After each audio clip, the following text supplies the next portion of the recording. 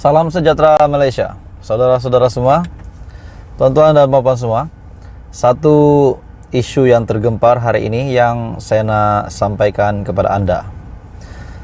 Setelah tular di media sosial, di Facebook, di YouTube, dan di mana saja berkaitan dengan isu rasuah dan isu sedekah pada beberapa ketika ini, hari ini saudara-saudara semua, satu keputusan yang saya rasa ini pasti membuatkan seluruh PAS dan juga seluruh Perikatan Nasional pimpinan Muhyiddin Yassin dan juga timbalan pengurusi Perikatan Nasional, yaitu Tan Sri Abdul Hadi Awang. Akhirnya telah disahkan bahwa mahkamah telah menolak bantahan Hadi terhadap petisyen calon Barisan Nasional. Seperti yang kita tahu, di beberapa parlimen di Terengganu, antaranya Parlimen Marang, Parlimen Kemaman, dan juga Parlimen Kuala Terengganu, di mana telah terdapat saksi yang telah tampil menyatakan yang memang calon daripada PAS, PN, Perikatan Nasional, di ketiga-tiga parlimen ini telah terlibat rasuah. Bukan saja di ketiga parlimen ini, namun di beberapa parlimen yang lain juga, namun tidak dapat difailkan report tersebut. Dan pada akhirnya 3 parlimen ini petition telah difailkan. Dan saudara-saudara semua, hari ini akhirnya mahkamah telah membuat satu keputusan. Bagi saya ini pasti mengejutkan Presiden PAS Hadi Awang. Oke saudara-saudara, tuan-tuan dan puan-puan, sebelum saya meneruskan isu hangat kita hari ini, saya meminta jasa baik Anda untuk bantu channel ini, kembangkan channel ini dengan tekan butang like, share video ini supaya ramai yang tahu, dan tekan butang subscribe, sebab subscribe itu percuma. Saudara-saudara semua, isu hari ini di mana mahkamah telah menolak bantahan Hadi Awang terhadap petisyen calon Barisan Nasional. Mahkamah Pilihan Raya Terengganu menolak bantahan awal ahli Parlimen Marang Abdul Hadi Awang bagi menolak petisyen pilihan raya yang telah difailkan oleh calon Barisan Nasional, yaitu Jasmira Othman, untuk membatalkan kemenangan Hadi Awang pada PRU ke-15. Saudara-saudara, setelah mahkamah membuat keputusan ini, setelah petisyen yang difailkan oleh Barisan Nasional, yaitu Jasmira Othman, adakah Hadi Awang kritikal? Adakah Hadi Awang akan meletakkan jawatannya? Kemenangannya tidak sahih dan PRK akan diadakan di Parlimen Marang. Dan kita pun belum tahu nasib untuk Parlimen Kemaman dan juga Kuala Terengganu yang juga menghadapi situasi yang sama. Abdul Hadi yang turut diwakili oleh Peguam Saifuddin Othman, manakala Jasmira diwakili Muhammad Baharudin Muhammad Arif, Nur Hazira Abu Hayyan, dan Muhammad Amin Othman. Hakim Hasan turut memerintahkan Tan Sri Abdul Hadi Awang untuk membayar kos sebanyak Rm20.000 kepada Jasmira dan menetapkan perbicaraan petisyen tersebut pada 6 Mac.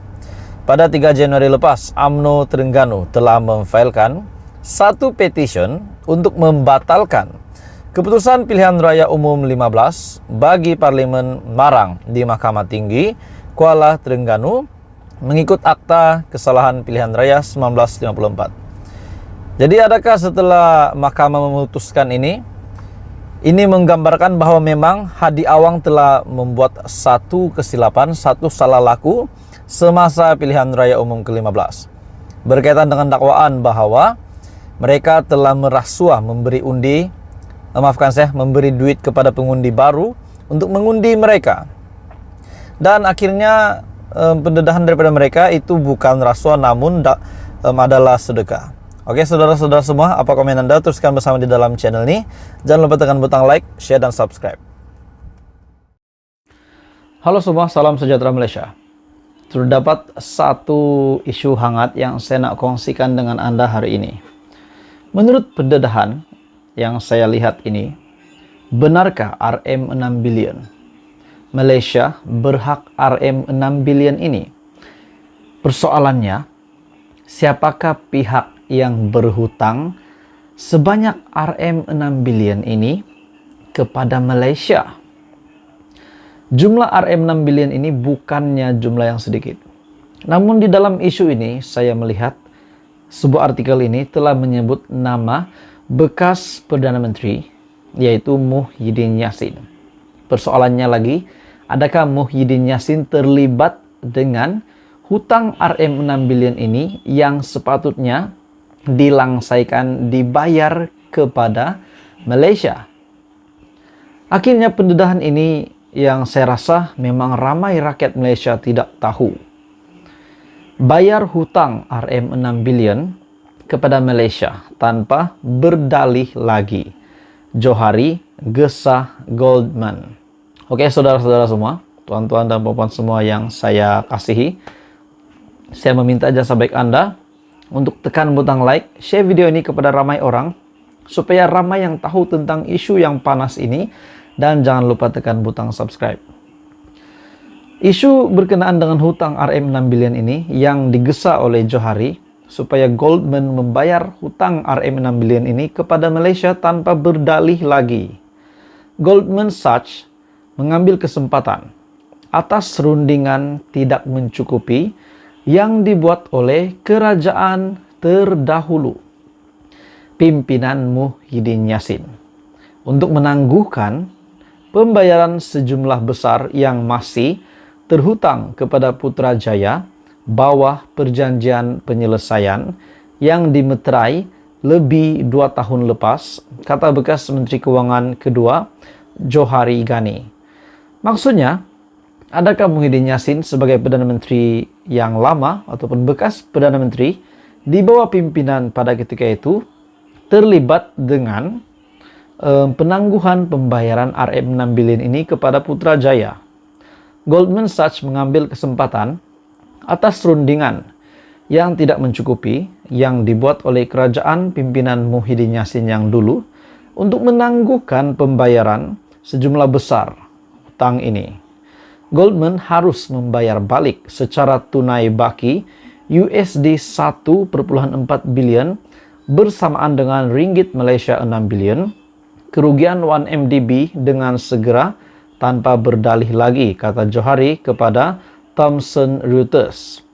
Menurut laporan tersebut, perjanjian antara Bank Pelaburan Amerika Syarikat itu dan juga kerajaan Muhyiddin menjangkakan Malaysia akan menerima jumlah itu dalam bentuk aset 1MDB menjelang 2025 sebagai sebahagian daripada penyelesaian USD 3,9 billion bersamaan dengan RM16,77 billion yang dicapai berhubung kerugian yang ditanggung oleh 1MDB.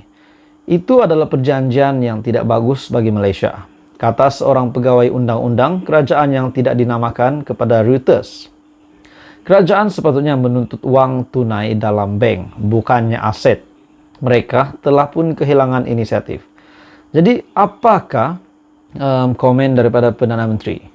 2 minggu lepas, Perdana Menteri Anwar Ibrahim menuntut Goldman menghormati penyelesaiannya dengan kerajaan atas peranannya dalam skandal 1MDB.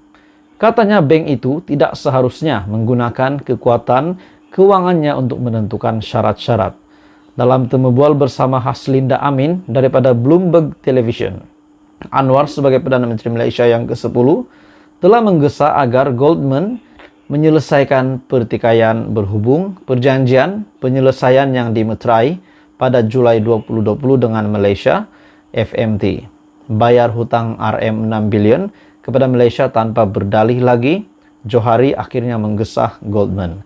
Saudara-saudara semua, ini satu isu yang panas. Apa komen Anda? Teruskan bersama di dalam channel ini. Jangan lupa tekan butang like, share, dan subscribe.